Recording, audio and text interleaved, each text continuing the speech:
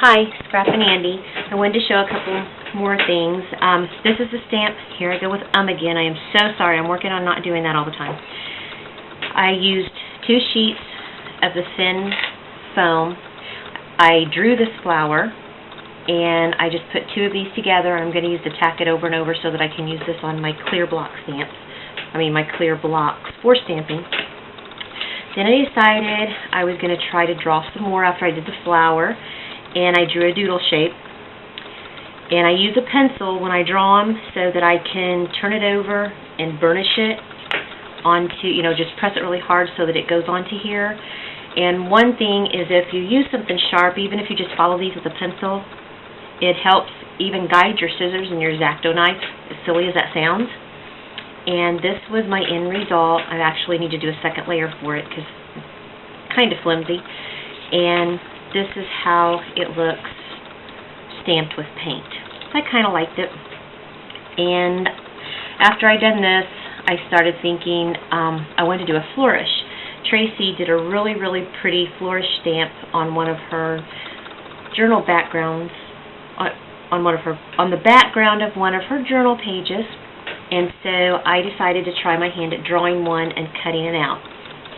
It was a little bit harder, and it sure didn't come out exactly how I wanted it to, but I'm kind of happy with it. I'll be alright.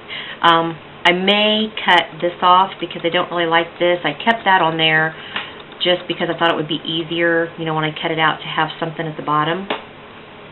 And then I wanted to try it with Glimmer Mist, and when I laid it down to spray it and picked it up, I realized it would make a pretty cute mask. So now I'm wanting to try to cut out a few masks with this, because I had been thinking of trying to get some plastic to do it with, but I think I might like using the foam better, because then I can flip it over and use it as a stamp once that I've used it as a mask, because it holds the ink better. Another thing I did with it is I punched a bunch of holes just with a regular old paper punch. No fancy one, no scrapbooking one, just an old one my mama had. And I used some, the sequin waste, kind of as a guide. I put it under this plastic so that I could see. And this is one of those L-shaped picture frames, just broken apart. Glued these all on there. And this is, I used it here just with a stamp, and then I gessoed over it. With ink, not a stamp. And here's where I used paint. And this is one of my backgrounds for a journal. And anyway, I have these 2 here that I've already done for the drawing that my daughter, I'm gonna let everybody know Monday what names were drawn, and I'll get your addresses so that I can send them to you.